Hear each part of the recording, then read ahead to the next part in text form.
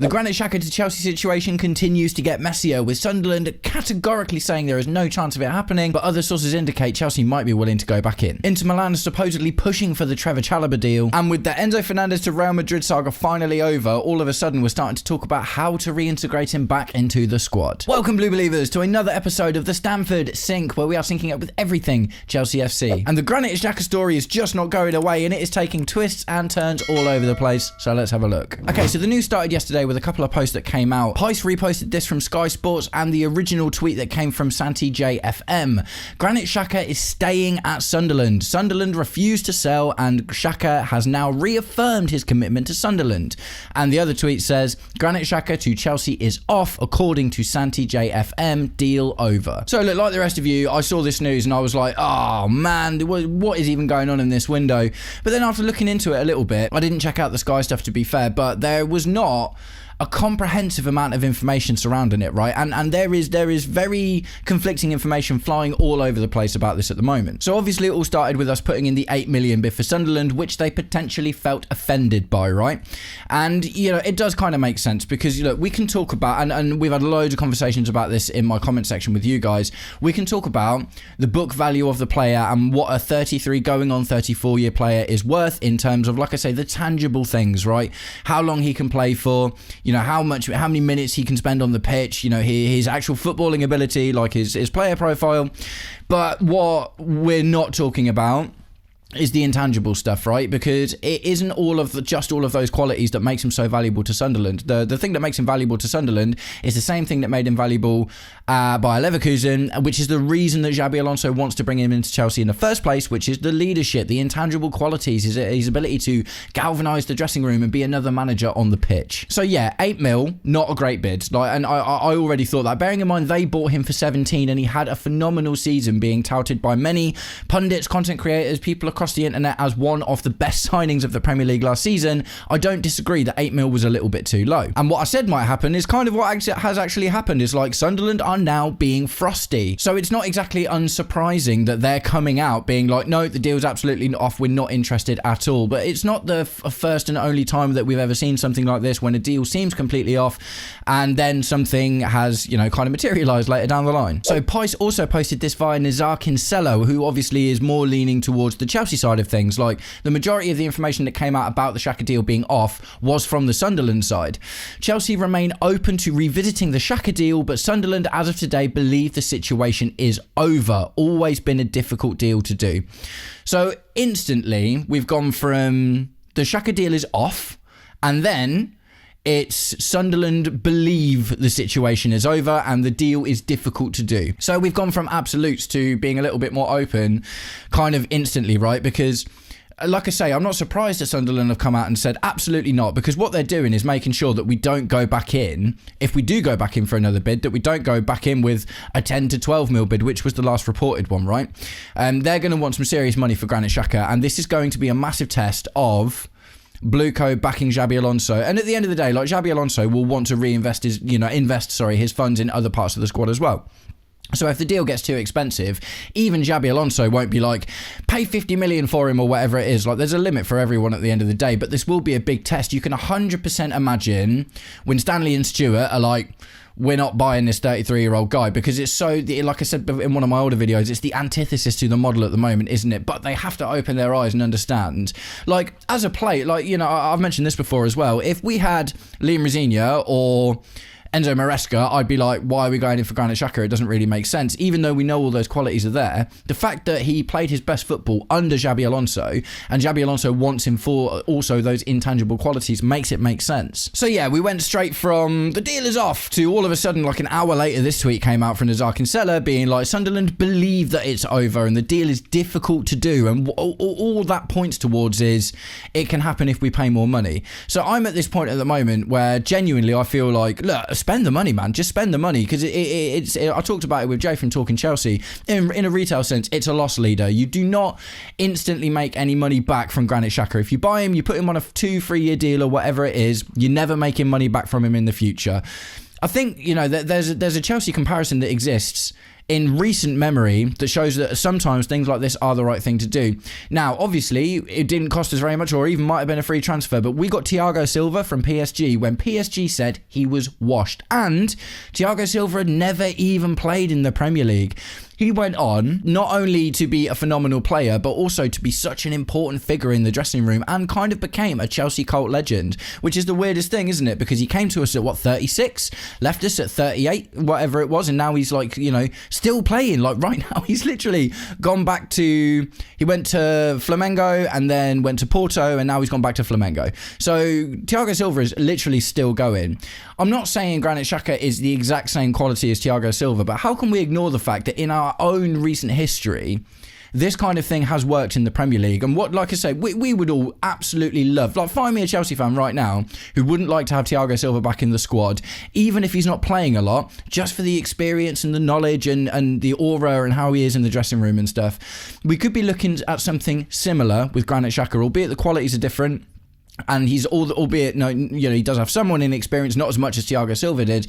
But at the same time, it just seems short-sighted of me not to be able to identify the last time that we did something like this. It was a phenomenal move. And for the longest time, Chelsea fans, every single time Thiago Silva's on the move again, we're always like, please, can we bring him back here? Right, so Ben Jacobs also got involved, and Pice reposted this. Sunderland believe Xhaka will stay following fresh talks with him. Sunderland have again communicated to Chelsea that he is not for sale. However, Chelsea remain interested and active, as he is also attracted by working for Alonso.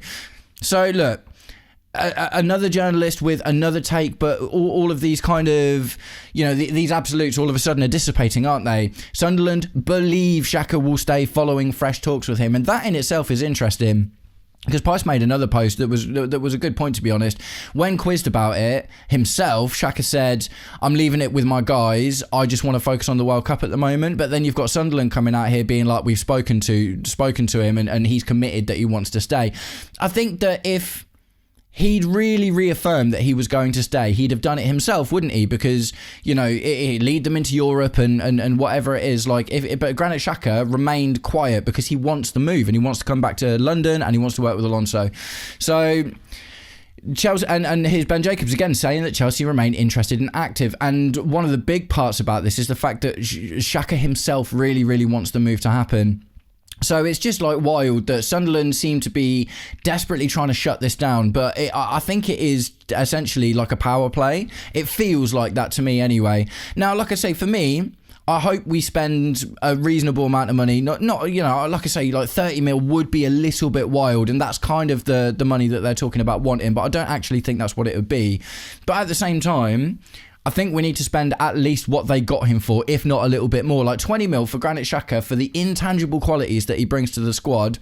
I personally am here for it. I know some of you guys in the comments aren't a big fan as well, but I just look at what our squad, right? Like our squad has been missing a leader, like a proper, you don't even need to make Granit Xhaka captain, and we didn't do that with Thiago Silva either. Thiago Silva was not the captain, he led by example, and I feel like the same thing would happen with Granit Xhaka. For me, you keep Reece James as the captain, you make Levi Colwill the vice captain, because that's your future plan, right? Reece James for the right now. Levi Colwill has got leadership qualities as well, but you bring in a Granit Xhaka who doesn't need the armband and would probably wear it in a situation that neither Levi Colwill or Reece James was on the pitch, and he was.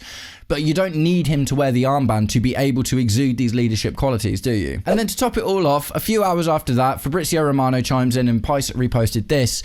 Chelsea are yet to give up on Granit Xhaka. Sunderland insist the story is over, whereas Chelsea are still keeping doors open. Let's see what happens. So look, this probably isn't going to happen anytime particularly soon now, is it? And when I say that, it's probably if Switzerland get knocked out of the World Cup, because look, they're still in it at the moment. This is probably when things are going to start to happen, because at the moment Granit Xhaka is not, he's fully focused, and I have massive respect to any player that is at the World Cup at the moment. Marcus Rashford came out talking about it today or yesterday, saying, I said that I wanted my move to be sorted out before the World Cup, and if it isn't sorted out before the World Cup, it's going to be sorted out afterwards. Like, complete respect to any player that is pushing aside dealing with their immediate club future in order to focus on what is the biggest international tournament in the world, and it's such a rare opportunity for players to get to play in it. It totally makes sense. And obviously we saw the opposite with Marc Cucurella, who said that, but then all of a sudden signed the deal for Real Madrid. But it obviously all got done swiftly and before things had really kicked off either. But if it had dragged to this level, for instance, I don't think that would have happened. So I get it with the World Cup element is really putting a spanner in the works of a lot of these transfers at the moment. The Maxence Lacroix thing is happening, like we're talking with Crystal Palace, or not negotiations, but conversations are being had. But again, he's with France in the World Cup, so I'm not 100% surprised that he isn't just jumping all over this at the moment. And it feels like the same thing with Granit Xhaka. So with all of the news that's coming out about this now, with we've got like 3 different journalists all basically parroting the same kind of message since Sunderland came out and tried to cut it down, saying Sunderland believe that this is over. As far as Sunderland are concerned, this is the end of it. So I see that from Sunderland's side. Like, I get it, I respect it, I appreciate it. Granit Xhaka is such a massive player for them. They have to get something out of this deal if it's going to happen, and they might push us right to the wire with it, and it'll be interesting to see what happens. If the player comes out and says, I'm staying at Sunderland, that is the end of it, I think. Do you know what I mean? But at this point, with Granit Xhaka wanting to make the move, Chelsea obviously trying to keep the doors open, I don't think it's good. Like, I don't think we'll get him if we go in with the 10 to 12 mil, or we try and kind of, I don't think we're going to be able to fleece Sunderland for Granit Xhaka, and we shouldn't at the end of the day, because what he's worth to the team, look, it'd be great for us, just as Chelsea fans, if we were able to get Granit Xhaka for a cheap price. Right, brilliant. Yes, of course it would, absolutely. But it will still be good for us to bring this kind of player in, to back the manager, to start to create that culture, to give him that extra manager, that leader on the pitch that he wants. This is going to affect the on-field stuff more than the commercial element of the club. You're probably not going to sell 1 million Granit Xhaka shirts, are you, at the end of the day? Maybe if he comes in and does well, you might do the following season. But, from a commercial aspect and from the future aspect and from the making money and the model and whatever, like I understand it. But it just feels like we need to get this one done now, because we're in danger of looking a little bit weak as well. Like, go in and pay the money. Like, we live in this world where these midfielders are going for 100 million all of the time. Like, it's getting absolutely wild now. So even if we pay 20 to 25 mil for Granit Xhaka and he makes a massive impact on the pitch, for me, that is really the only thing that matters. So look, guys, I really want to know what you think about this. It's interesting. Some of you already have been like, no, I'm not really convinced about the Granit Xhaka thing. I don't think he's worth more than the 8 million that we paid for him. And that, we all have different opinions on it, obviously. I think it's just about how you look at it, right? Because if you look at the player profile, the age, how long he's going to be able to play for, yeah, it makes sense that you try and go in for, a cheap price. But at the same time, you actually look at the nuance of the situation, in that Granit Xhaka was touted as one of the best midfielders in the Premier League last season, one of the best signings, if not the best signing of the Premier League last season. He got a promoted Sunderland into Europe. How are we not talking about that more in terms of why that is really important? If he was able to do that with a Sunderland team that had been promoted from the Championship, that did buy well, but they it's not exactly like anyone else from Sunderland is a really hot property, is it? That's the thing. Like, we're all talking about, Krupi Jr. from Bournemouth and Elliot Anderson, and it's like all of these, from Nottingham Forest and from Bournemouth and stuff. We're talking about all of these other players that obviously had phenomenal seasons, and they're looking for going for crazy amounts of money. We absolutely cannot ignore the fact that Granit Xhaka was instrumental, if not the absolute key piece, aside from the manager obviously being really good and knowing how to use him, in getting Sunderland from their first season in the Premier League for a really long time into Europe in a season. Like, it's wild, absolutely wild. And that, like I said, that's with a manager that he'd never played for before. That's at the age of 33 essentially. Do you know what I mean? Going on, he spent most of the season, because he's going to be 34 quite soon in September. So that is just absolutely wild, and I think we absolutely can't ignore it when you add on the fact that he'd be playing for Xabi Alonso, who is a guy he knows, a system he understands. Xabi Alonso is new to Chelsea and is going to implement his style and his system. So what better guy to do it than a guy that not only won an invincible double underneath him, was integral in that, but also was integral in the Premier League last season. Just spend some money, man. Just spend some money. Look, I'm not going to sit here and say Xhaka's worth this amount of money or Xhaka's worth this amount of money, because, I do feel like if it got to silly numbers, then yeah, okay, then it's just not feasible and it's not going to happen. But but because we went in with 8 mil, it's really difficult to know whereabouts a good amount of money would be for Granit Xhaka at the moment. But I just think get him in. Personally, I just absolutely think get him in. I think we need characters unlike Enzo Fernandez, do you know what I mean, who might have the ability to score goals and to be good and stuff, but has been twerking with Real Madrid for literally like a whole season now. And, you know, this whole situation's going on. Like, we need someone to help Xabi Alonso build the thing that he wants to build, and it just makes sense to me. So let me know what you think in the comments. And guys, if you've made it this far into today's episode of the Stamford Sync, please do me the distinct honour of liking and sharing the video, subscribe to the channel, or just roast me in the comments, whatever gets you through your day. Right, we've got a couple of other little news bits to go on to, so we're going to talk about Trevor Chalobah. So Pice reposted this via Fabrizio Romano. Inter Milan are pushing to agree terms with Chalobah. Chalobah is ready to give the green light. An offer is expected to Chelsea. Chelsea would like 35 mil, whereas Inter Milan will try for 25 to 26 mil with bonuses. So I have a feeling that the middle ground figure is 25 plus add-ons up to 30 mil for Trevor Chalobah. That's the kind of money I think that we'd sign him for. I think the thing is, we're in quite a strong bargaining position with Trevor Chalobah at the moment. He does only have 2 years left on his deal, that's true, and he's unlikely to sign a new contract. But at the same time, he is valuable and he is being courted by a lot of teams at the moment. And 25, 26 with bonuses is like 20. You know, it's not a million miles away from what Como bid in the first place. So Inter Milan can push to agree personal terms with Chalobah. Like, Chalobah probably would have gone to Como. You know, it's not crazy to think. So the agreeing to, and we've seen it as well, haven't we? We've seen it. Like, we agreed terms with Granit Xhaka apparently straight away, you know, or at least he told his intermediaries whatever they offer, take it. Trevor Chalobah is now at the World Cup, but he's also not playing really. He's not in the squad, so he's probably got a little bit more mental room to think about this kind of thing at the moment. So it's all fine and good agreeing terms with Inter Milan, and Inter Milan pushing to agree the terms. We're probably not. You know, 30 mil seems reasonable for a centre back of Trevor Chalobah's quality. I understand that it's one of those where it's like, it's still pure profit on the books, but at the same time, like, we shouldn't undervalue him. And if for me, if there's an option to keep Trevor Chalobah because a move doesn't go through, selfishly, I'd be really, really happy to see him stay, albeit he probably wouldn't be very happy because he'd likely spend the majority of the season playing as a backup to the likes of Levi Colwill and Maxence Lacroix. So guys, Trevor Chalobah, do you think we should just accept the 25 to 26 mil bid? And apparently that's including, when it says with bonuses, I'm never sure if that means including or with bonuses that would be added on top, but for the sake of this conversation, I'm going to assume it means included. But do you think 25, 26 is enough, or do you think 30 mil is the magic number, or should we hold out for the 35 that Chelsea supposedly want anyway? It's time to talk about Enzo Fernandez again. I'm getting a little bit bored of talking about Enzo Fernandez, to be completely honest, but it just keeps developing and it just keeps changing. Like, honestly, my personal thing is now, I just would love to see him out. Like, I hate all of this drama, man. It's like, I hate all of this drama. Like, I'm not a big fan of the Granit Xhaka drama, but this is ridiculous now.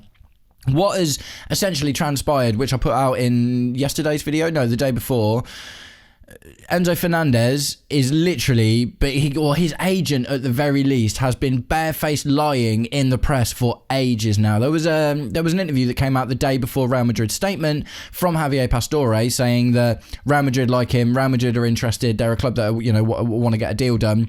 And in order to cut all this down, and I respect Real Madrid for this as well, because one thing they mentioned is what a good relationship they've got with the institution of Chelsea. Real Madrid come out and said, we're not talking to him. And not only are we not talking to him, we're not going to talk to him. We're not interested.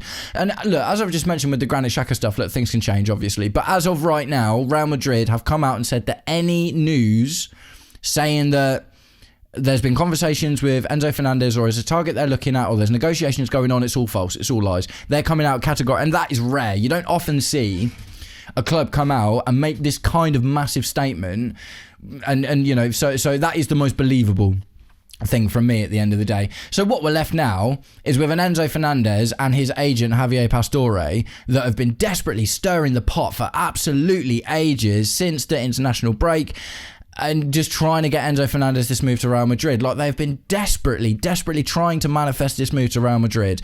And the truth of the fact is, if they'd have wanted him as much as all of that, they'd have come in and made a bid, or they'd have talked about it or whatever. Because look at the Marco Correa situation. They wanted Marco Correa, they came in, they got it done. And if you look at all of the other players that Real Madrid are going in for and buying at the moment, they're not spending all this time having all these really long conversations. When Real Madrid wants someone, they go and get him because they're Real Madrid. They're the biggest club in the world. That's just what they do. That's just what happens.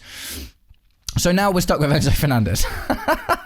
Potentially, like, it's interesting. There's not been a huge amount of news surrounding it or anything, but I myself mentioned it in my video, and a few of you guys in the comments have been saying similar things. Enzo Fernandez to Atletico Madrid just seems to make sense, doesn't it? Like, he would probably fit quite well in that team. And one of you had a wild shout about him being like Ballon d'Or winner at Atletico Madrid. It's wild, but I love it. I absolutely love it. But either way, at the moment, like, you know, there's terse news about Arsenal and Manchester City being interested in him. But again, you don't know if this is now it's probably just Javier Pastore, isn't it? It's probably just Pastore just being like, right, well, Real Madrid have slapped that one down, so let's go and say that Arsenal and Manchester City, it's become impossible to believe anything you hear about Enzo Fernandez now. So, after all of that, Pice posted this via his Arkansella. New, there is a belief at Stamford Bridge that Xabi Alonso can successfully reintegrate Enzo Fernandez into the squad and help repair his relationship with fans through strong performances and results on the pitch. So look, this is just kind of the thing, isn't it? Is like, how many times do we need this guy to apologise to us? How many times do we need this guy to apologise to us before it's just like, whatever, man, like, I'm just done. Do you know what I mean? I'm just so bored. I did a collab a little while ago with Dan Childs from Son of Chelsea, absolute legend, and he mentioned a really, really interesting point on this, by the way. Chelsea have dealt with Enzo Fernandez in such a strange way, because when the big thing at the very beginning was the songs that he was singing on the Argentina team bus about French players of African descent, a lot of which we have in the squad at the time as well. That was huge, and they gave him the vice captain armband after that. Do you know what I mean? So they really, really tried to set Enzo up to be this big player for Chelsea. And even after all of that, after literally walking him through that situation, getting him to apologise to fans, obviously his own teammates, because he literally, like, I'm not going to get into the detail of it, but you know what I'm talking about. Like, it was outrageous, man. It was outrageous. They gave him the vice-captain armband. They pushed him. He gets loads of game time. He's become a big player for the squad. He was always really prevalent in the commercial stuff, like when new kits get released, although he's not this season. You know, he's been not the face, but, you know, one of the familiar faces from the Chelsea marketing perspective for ages now. And then we get the thing in the international break with him flirting with Real Madrid, and he gets banned, and he's got to come out and he's got to apologise to the fans and and now he's doing this. And if he comes back, do you know what he's going to have to do? He's going to have to apologise to the fans. I'm just so bored of it, man. It's like, he's just not going to change. It's just the kind of guy that he is. And this is one of my issues with Enzo Fernandez, to be honest, because it seems quite performative. It really just seems quite performative. Like, he bangs the badge and he stands in front of the, you know, at the Brighton game when we were losing, like, with his hands on his hips, like, after the whole international break thing. And, you know, he does the right things to make it look like he's proper Chelsea. And then you see his actions, and then it's just like, mate, you don't need to look. This would be so much less annoying if he didn't try and make us all think that he was Chelsea till he dies. Do you know what I mean? It's like, mate, you're a mercenary. It's fine. You know, he pushed his way from Benfica to Chelsea in the first place. Now he's trying to do the exact same thing, albeit unsuccessfully, with Real Madrid. So look, Xabi Alonso is going to look at a player of Enzo Fernandez's quality who scored a lot of goals in the Premier League last season and be like, I can probably work with that. I have a feeling it won't be as a deep-lying midfielder. He played as a deep-lying midfielder for Argentina against Cape Verde last night, got a 5 out of 10. Didn't do very well. He's not really good in that pivot role. You know, he literally played, I think it was like a diamond they were playing in. He literally played in the pivot of the diamond, and it's just not his role. So look, maybe there's a space for him if we do a 3 at the back as the half space number 10, or maybe you can go in rotation with Cole Palmer as the number 10 or something. I'm not 100% sure. Xabi Alonso is very tactically astute, very, very clever man, and also good at getting results out of players. And the interesting thing about this is the only way to repair the relationship now is to be amazing on the pitch. And honestly, like, Enzo Fernandez needs to now be the best player in the world next season. If he wants to get his move, which it looks like he does, he's going to have to be absolutely phenomenal, and he's going to have to do that, because if he doesn't, then he's going to get, like, booed by the fans and stuff, because, look, most of us are just sick of it at this point. And if that wasn't bad enough, I saw this next post, which is another Pice's, we're all over the Pice stuff today, but this was from The Athletic. Enzo Fernandez will want to hear evidence that Chelsea will be title challengers if he is to stay. I'm like, mate, are we joking at this point? Like, he's taking the mick now. After all of this, he feels like he needs to know that we're going to be title challengers if he is to stay. Like, mate, if you're going to stay, it's because no one wanted to come in and pay the money that you're worth, which is a situation that he essentially engineered himself into in the first place. Absolutely wild, man. Absolutely wild. Look, do I believe that we can challenge for the title next season? look, I'm not super confident about it just because of the nature of how things have gone recently. But when I think about not just what's happening with us, we're getting a fresh slate with Xabi Alonso at the helm, and we're going to get new players in. We're looking at experience. You also combine that with the fact that a lot of the makeup of the Premier League has changed. Since the end of last season to now, things are already looking really different. Slot's gone, Iraola's at Liverpool. Pep's gone, Maresca's at Man City. Arsenal's still at the top of the table. Tottenham are going on a generational buying run for their window, and you never know what's going to happen with them.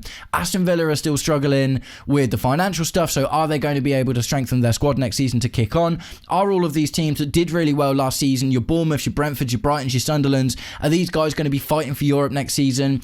Look, next season feels like such a massive question mark compared to a lot of the for like the last 5-6 years. It's been Man City and someone, hasn't it? Even longer than that. It's been a kind of a duopoly now for coming close to a decade, when it was Liverpool and Man City, and then it was Arsenal and Man City. But because of the Pep leaving thing, then all of a sudden, Arsenal, you look like the strongest team in the league, don't get me wrong, but it's not like they've just been running away with it, kind of like City did, and the few times that Liverpool did as well. So look, and if I'm being completely honest, challenging for the title means being in the top few spots, doesn't it? So do I think that Chelsea will necessarily challenge Arsenal for the title? It doesn't look like it, does it, to be completely honest? But when you just consider how much change there is in the Premier League next season, I think it's really difficult to say. Either way, taking it back to Enzo Fernandez, do I think he could be part of that? I just kind of hope not, to be honest. Like I say, I'm just whining at this point. I'm just whinging about it because it's like, as a content creator, you talk about the news, and unfortunately Enzo Fernandez has been in the news a lot, and the irritating thing about it at this point is the fact that it's all been for nothing, because a lot of it, all of this stuff that we've, like, how many videos have you guys watched, not just from me but all of your favourite content creators? How many videos have we all done about Enzo Fernandez, whether it's flirting with Real Madrid, or whether it's apologising and being banned and all this, that and the other, and all of the content, all of the time we spent talking about this guy, to find out that it was just a barefaced lie from his agent, who he should absolutely sack, by the way. Javier Pastore might be one of the worst agents of all time. Absolutely terrible stuff. It's just boring now. It's just boring. Like, he just needs to be quiet. Like, the only thing that would work for me with Enzo Fernandez coming back into the squad is if he literally just gets back into the squad, trains hard, makes himself available to the manager, scores goals, gets assists, settles into his new position, is a good teammate, stops banging the badge because it's obviously disingenuous, and prove yourself on the pitch, man, because look, I'm sick of it. I think a lot of you guys are sick of it. There are, of course, obviously still defenders of Enzo Fernandez, because it's impossible to ignore his output at the end of the day, isn't it? 15 goals and 4 assists, so 4 assists is not great. So what that tells you, he's a player that suits being further forward. So if Xabi Alonso can find a way to get the best out of him and reintegrate him into the squad and make everyone friends again, and try and get the Chelsea fans back on side, which we will if we're winning, and Enzo Fernandez is a big part of that. It's not about forgiving him, you'll just be happy with what's going on, wouldn't you? But at this point, just stop talking, man. Right, guys, that's it. I'm going to wrap up the video there, but I would like to know what you think about everything that we've talked about today. The Granit Xhaka situation is just weird, isn't it? It's just weird. Sunderland, for me, like, my kind of assertion of it is Sunderland are rightfully so coming out and saying that it's over, it's done, because they're trying to push us to make a higher bid. If they don't want to sell him, but everyone's got a price, and when Xhaka comes back from the World Cup, chances are if he pushes for it as well, it'll be interesting to see what happens there. But I don't think the deal is dead, and neither do a lot of the reporters, it looks like. Trevor Chalobah is getting close to Inter, but like I said, it doesn't matter if the terms are agreed. What matters is, are Inter Milan going to put enough money on the table? And Enzo Fernandez just needs to stop talking, play his football, be good, and hopefully the situation will resolve itself one way or the other. Nice one, guys. I hope you're all having an absolutely wicked day, and I'll catch up with you very, very soon. Take it easy. Peace.